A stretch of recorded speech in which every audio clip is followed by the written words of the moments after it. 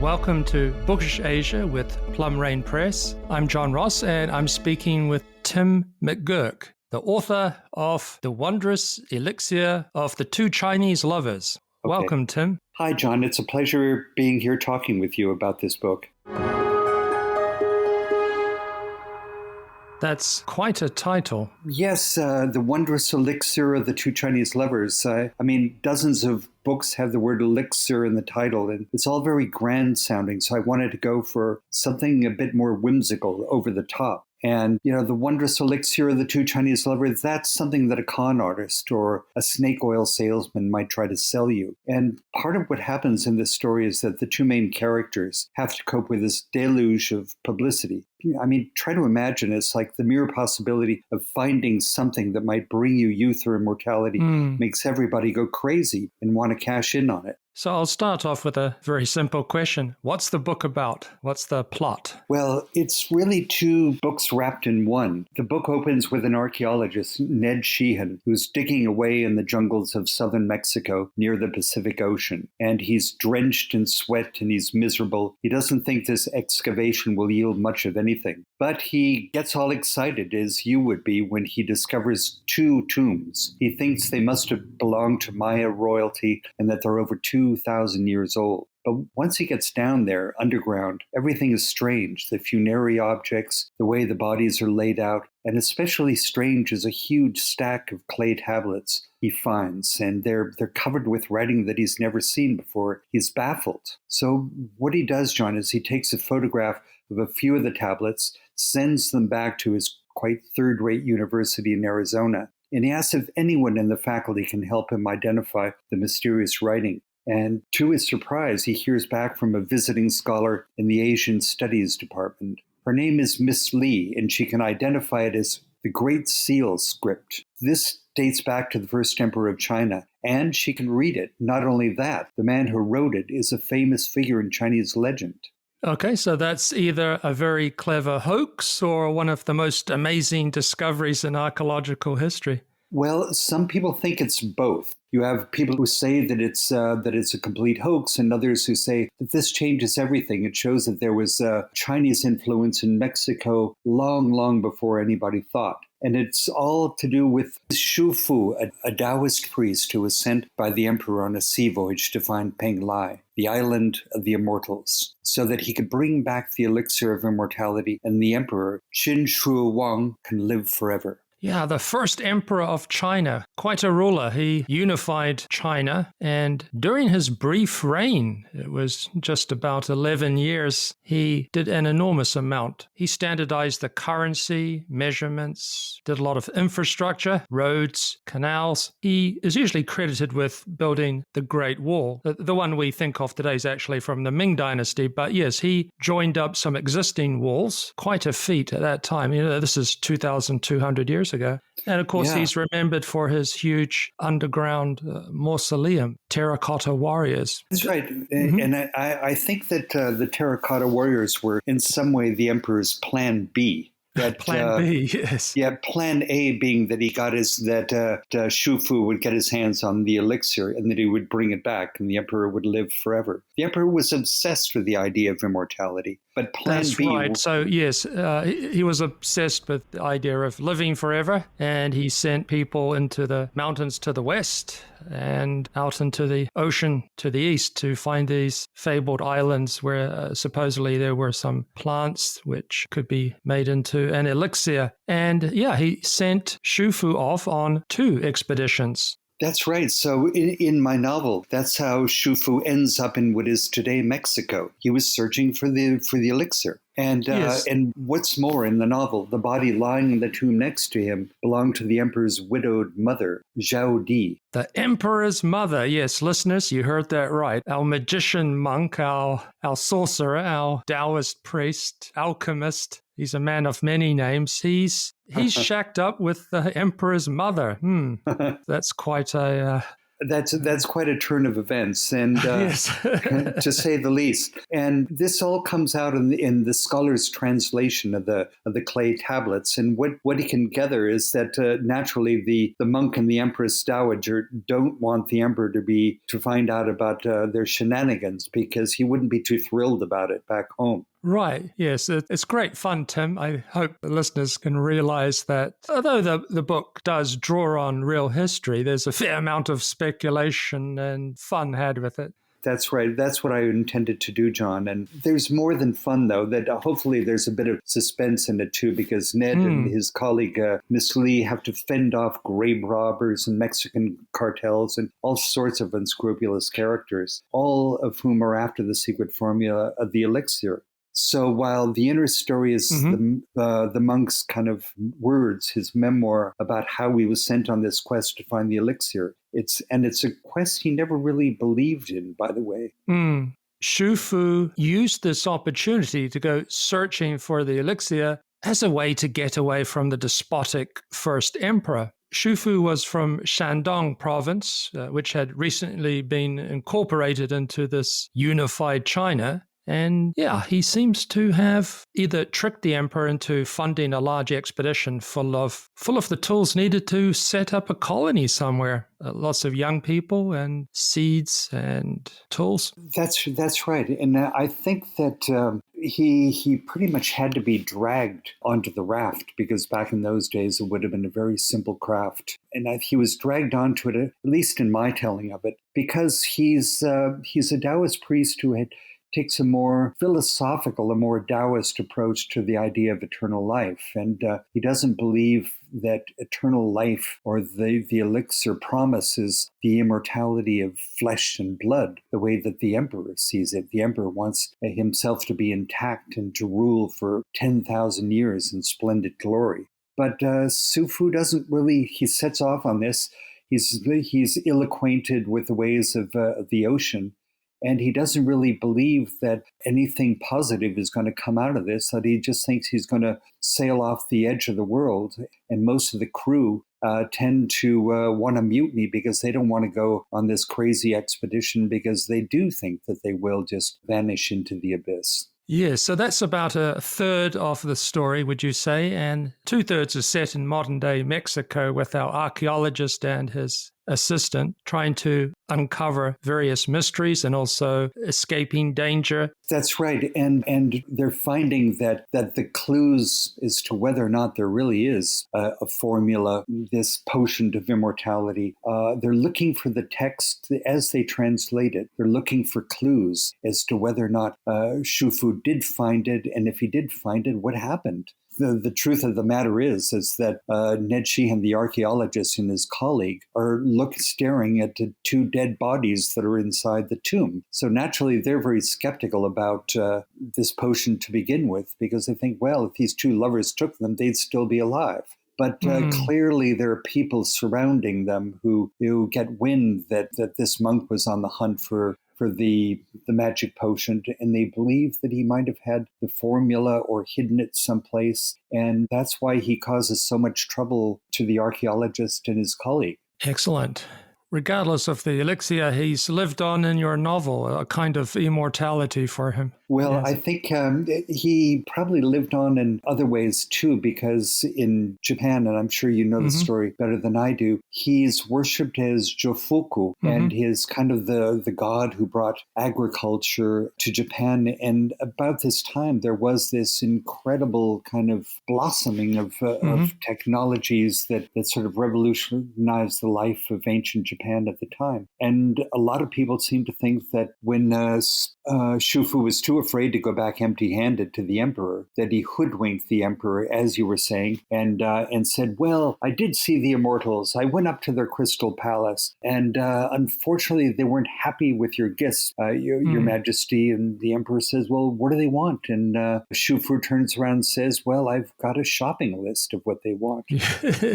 And that shopping list is 300 young men and women of noble birth. It was artisans. It was soldiers. And the empress says, well, it sounds bizarre, but I really want to live forever. And I've been taking too much mercury for my virility, and it's killing me, and I need that badly. So he sends him off with everything that he wants. And a lot of scholars seem to think that Shufu made it to the shores of Japan and set up a colony there, and then flourished ever since, and that he became a god there. That's one telling of the story, and it's probably a lot more true than my fictional version of what happened of them landing in Mexico. But I thought I'd have a little fun with it anyway. Yes. The Pacific is one heck of an ocean. It's huge, isn't it? It really is. So anything could happen. There have been a couple of boats blown off course, and they've traveled all the way across the Pacific from East Asia to Canada, California, even as far as Mexico. The currents take you across the North Pacific. That's right, yeah. This idea of getting across the Pacific on a bamboo sailing raft was actually put to the test by the late, great Tim Severin.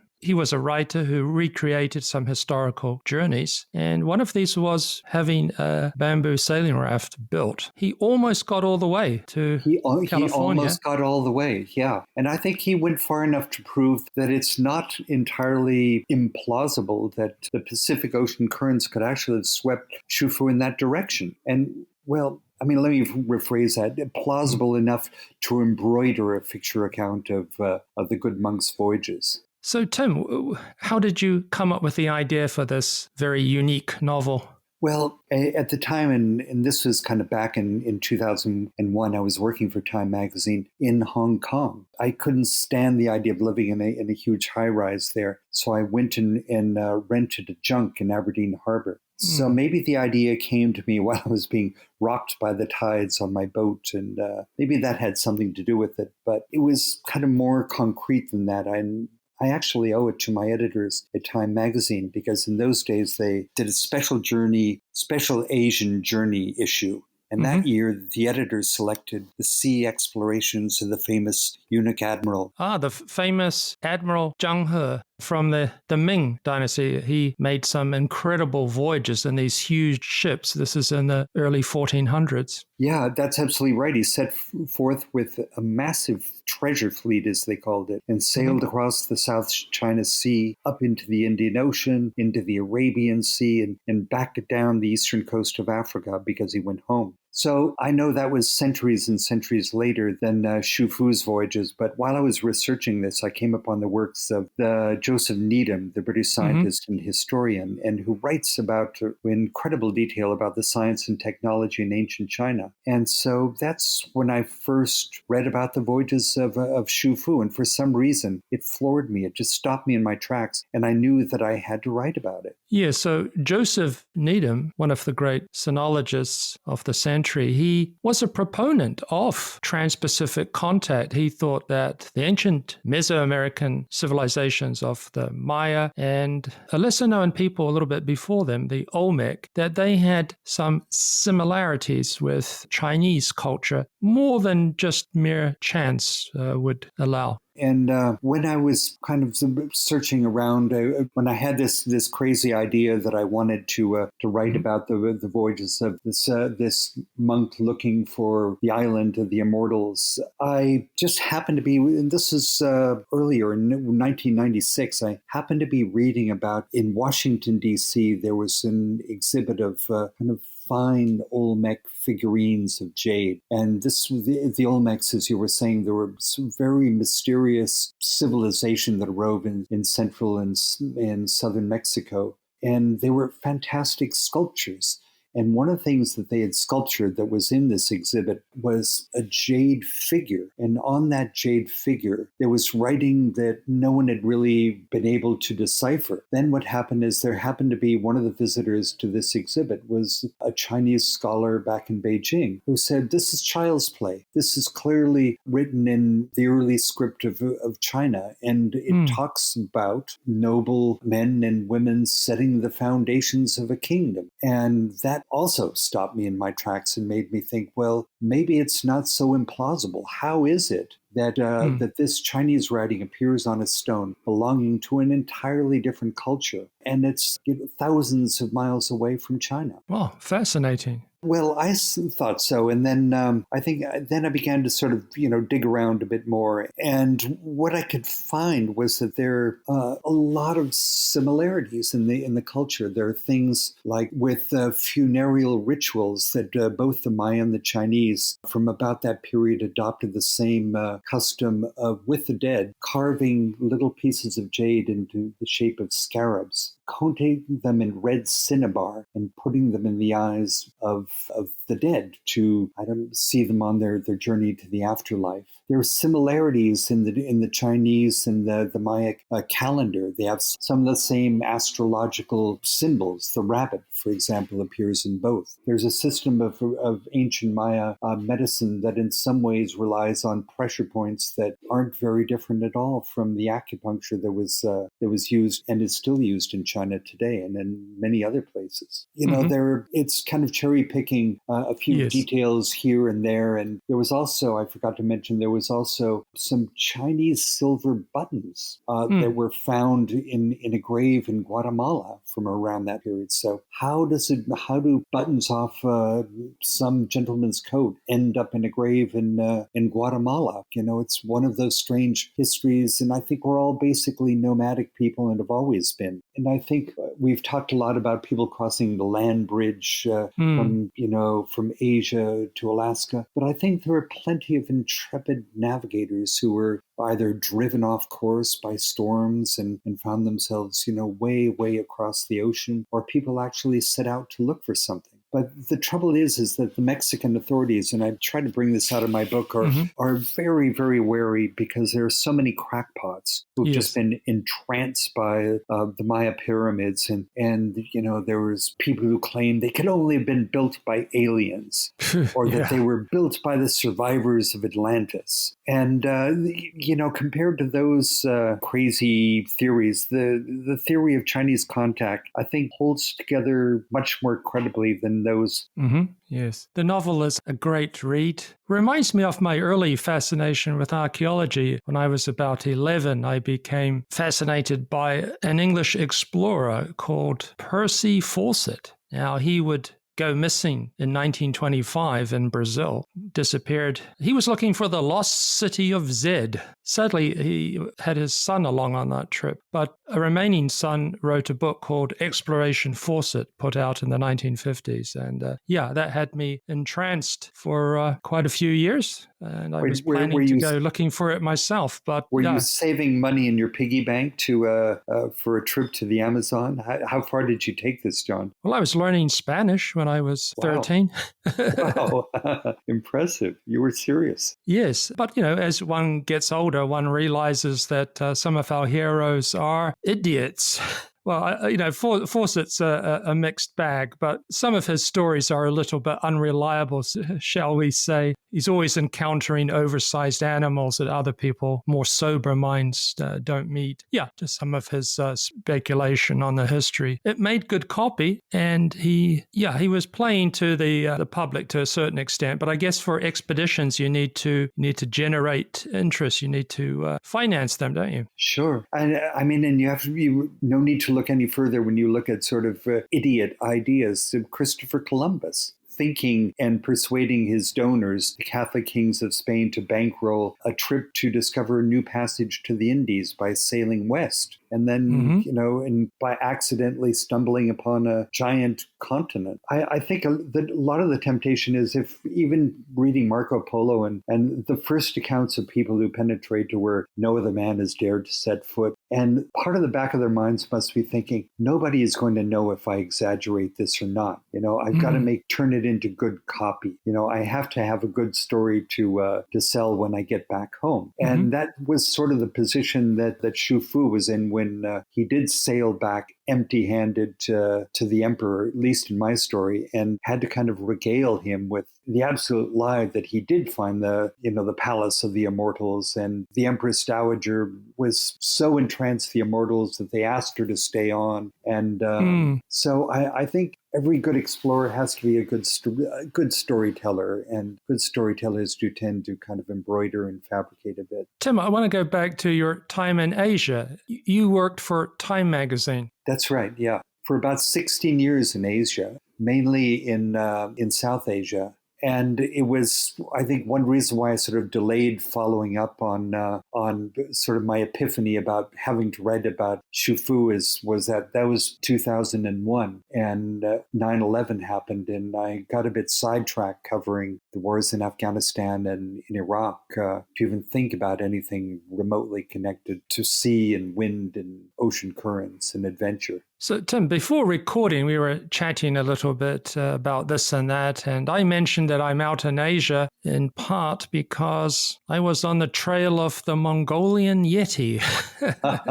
A still unfinished book. It's one of these in search of, right. But of course, it's mostly a thread for a travel log. And did you find anyone who had an encounter with the Yeti, or at least knew someone maybe two valleys over who knew someone who? No, really? Got a few eyewitness accounts, but unreliable, I would say. Well, would you like to? Why don't you share one with us? We'd love to hear it. No, that's for another time. But in short, it's a bear. Oh yeah, darn, yes, yeah. Which has been known for a very long time. I'm reminded of a famous photograph from English mountaineer Eric Shipton. Took a picture. I think it's 1951. A footprint in the snow. He's got an ice pick next to it. Yeah, this was quite a sensation at the time. This is when there's Everest fever, right? It wasn't conquered until 2 years later. But there was a German zoologist who'd spent time in southwestern China, and he was familiar with various legends and footprints, and he knew bears, and he wrote to Shipton and told him. Shipton said, "Oh, please keep quiet about it. I'm trying to put together an expedition, and it's expensive." Yes. And I need to find the Yeti to bankroll it. Yeah. You have your own encounter with a Yeti, don't you? Well, I do, but I also was interviewing the king of Bhutan once, and this is the former king. Mm-hmm. And he decided when he became king that he would go on horseback all around the country. There weren't too many roads in Bhutan at the time. And he went up to a village high in the mountains, and the villagers pointed out this poor woman kind of in the background and says, "See that woman? She had love. She made love with a Yeti." And this is a story that the king of Bhutan recounted. And I couldn't tell from the tone that he said it whether he believed it or just thought these villagers were crazy or what. But you're right. I mean, I got wind of one possible sighting of a Yeti footprint in the high mountains of Kashmir. And when at the time in Delhi, we had a Tibetan housekeeper. And I told this, I said, Dolma, chances are I'm never going to lay eyes on the Yeti. And she said, well, if you do, the Yetis are very angry creatures. So the best thing you do is don't run uphill, run downhill, because the Yeti has very long hair and it falls over his eyes. And he can't run as well downhill as uphill. So I kept that in mind. But my idea was to follow up with some helicopter skiers who'd found a bunch of suspicious footprints on a mountaintop, and they'd taken a photograph of it and sent a picture of it to a museum of zoology or natural history in Berlin. And the guy wrote back and said, well, I thought it might have been a bear, but it looks like it was something else. So I don't know, John, maybe all these bear sightings that you think may have been Yeti sightings were actually something that wasn't a bear in Mongolia. Okay. Stay on the trail. Stay on the trail, yes. Well, we've run out of time. Any book recommendations? The first one is by Simon Winchester, and it's kind of a long title, but it's called The Man Who Loved China, The Fantastic Story of the Eccentric Scientist Who Unlocked the Mysteries of the Middle Kingdom. And that is the historian I was talking about, Joseph Needham. The other one is the book that you mentioned by Tim Severin, the great explorer, called The China Voyage, which I think gives kind of a great account of what it's like floating on a raft, being taken by the currents across the Pacific, and what happens when your bamboo raft starts to rot out from under you. Yes, an excellent book. Yeah. And then the third is The Records of the Grand Historian by Sima Qian. And the version I read was translated by Burton Watson. And he wrote about the first emperor, I think it was a while after, it was about 150, 200 years afterwards. And this poor historian, he'd fallen afoul of the emperor of the time, who castrated him, expecting that he would go off and kill himself out of shame. But he felt so compelled to finish recording the history of the first emperor and the exploits of Shufu that he stayed on and working at it until it was finished. Excellent. My book recommendation is for your wonderful novel. Thank you very much. And the title, one more time, is The Wondrous Elixir of the Two Chinese Lovers, published by Plum Rain Press. Anyway, it's been good talking to you, Tim. Yeah, likewise, John.